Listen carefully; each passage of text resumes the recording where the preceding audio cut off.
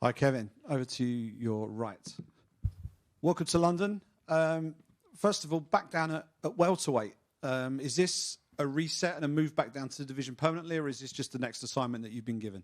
It's the next assignment I've been given. I'm just trying to focus on the task at hand. And what was your reaction when you got the name of Gunny Nelson on the bout agreement? It's not someone that is in active circulation in terms, compared to your own career. We see him every few years or so. So when you saw his name, what was your reaction? I was excited. Gunner's a hell of an opponent, so nothing but, good stuff. And your career is pretty incredible in terms of the cadence of your fights. I think barely 4 months goes by without you signing a bout agreement and stepping into the cage. Has there ever been any point where you said, actually, I'm just going to stop, I'm going to take stock, I'm going to take a month or two away just to take a break and then go again? Or are you happy just on this almost constant churn of fight week? Yeah, I mean, I've thought about it before, but, it's like every time I think about sitting down for a little while, they call me and I'm like, hell yeah. So it's like after I hurt the rib, it would have been smarter to sit down. But at the end of the day, it's like sitting at home is kind of boring. So happy to be here. You've been on 2 fight skids in the past and always bounced back from that. I'm just interested to know, going into those fights previously, have you felt extra pressure going into that third fight, if you like? I mean, shit, you feel pressure after one loss, so I don't think it's too much of a difference. And in terms of the fight with Gunner this weekend, obviously he's known for his grappling skills. You have grappling skills as well. He's got solid striking. How do you see the most likely path to victory against someone like him? Gunner's a full-blown mixed martial artist, so just take what the defense gives me, and I'm pretty sure the defense will give me something. Great stuff. Thanks very much. Thank you. Kevin, right here. Talk to me about how important being active is to you. We've seen fighters talk about it being their mental health, or is it just for you? Is it something you like doing? Yeah, I mean, I get paid to fight. I get paid to entertain people. So it's like number one goal is to entertain people.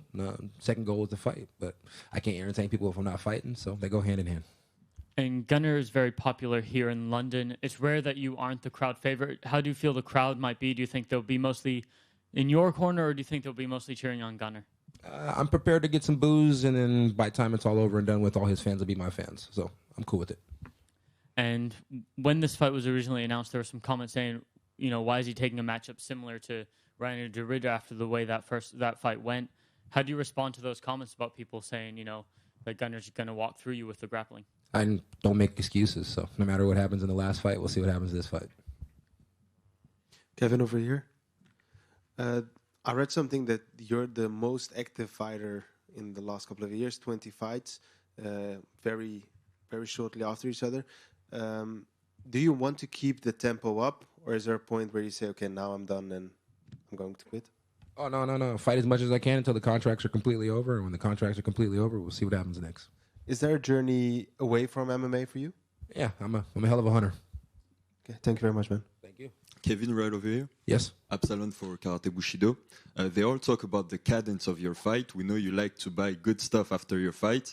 Is there a motivation, maybe a new whip you want to buy? No, I've been. We're actually working with a sponsor right now that does cars, but no, I've been buying land lately and just making sure my animals and stuff are good. So just more cattle and more land. That's all I need. You talked about the after career. We saw your famous apparition on the Jackson podcast. Is a podcast something you want to do in the future? No, me personally, I don't listen to like the podcasts when I'm driving down the street, and I don't watch podcasts. So it's pretty hypocritical to do something that I don't do. I tried a podcast for a while, and I guess the fact that I don't watch them, I couldn't really get into it the way I need to. I had a hell of a podcast partner, but no, I just plan on, after it's all over and done with, I'll try and stick away from all the fighting and stuff and stick with the farming and the cattle, hunting only. You are a great host. So you also had a fight before where you said that the more entertaining you want to be the most entertaining. Do you feel like more pressure because you're expected to be entertaining against Gunnar Nelson? No pressure at all. I mean, Gunnar has to be entertaining as well. I mean, if guys go out with the same game plan as RDR and shoot 3 seconds of the fight and look for a choke, I mean, if people think that's entertaining, great for them. But, I mean, it's kind of fucking boring, but it is what it is. So, are you good with the surname Big Mouth? I'm good with any name, as long as you don't call me anything offensive. All right. Thanks a lot. Thank you. Back here, Hi, Kev. Good morning, first of all. You are one of the most active and entertaining fighters of practically the history of the sport. You fought practically everyone from Chimaev to Chiesa to Jacare Ponzinibbio, and many more. Which fight would you say was the toughest for you, and which fight did you have the most fun in? It's like most fun, just depends on the day. Toughest fight, probably one of the fights that I lost because obviously I didn't win. So, it is what it is. What can we expect from you this Saturday night against Gunnar Nelson? I expect me to get my hand raised. Can you give us a prediction for the fight? I have no prediction. Gunner's a hell of a fighter, so I'm pretty sure it'll be hard for him to make a mistake, but I'll pull one out. Thank you, Kevin. Behind here, Kevin, you're known for your trash talk in the cage. Has there been any opponent of yours where you get that same vibe of trash talking, or what that influences you? No, I mean, I never trash talk. I just have casual conversations inside the cage. And if you take it as trash talking, I'm sorry. Okay. And we spoke about your insane activity. When you look past the fight on Saturday, do you have any dream matchup, or do you just look what's coming towards you?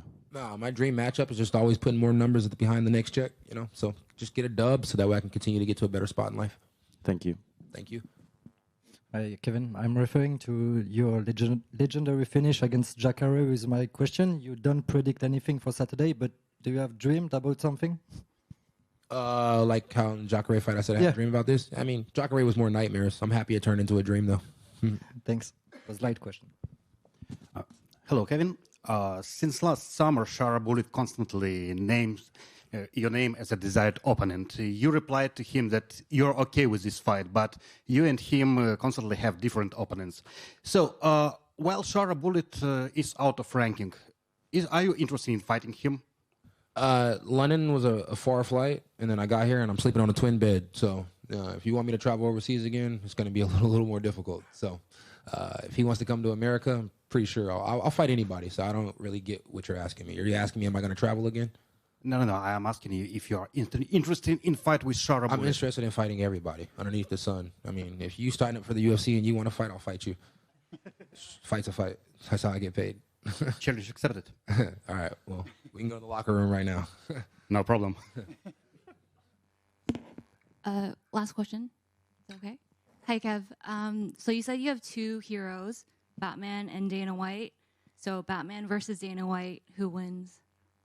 Damn, I said that before? My bad. I meant black man. I'm black man, so. Next question or no questions? All right, guys. It's been a pleasure.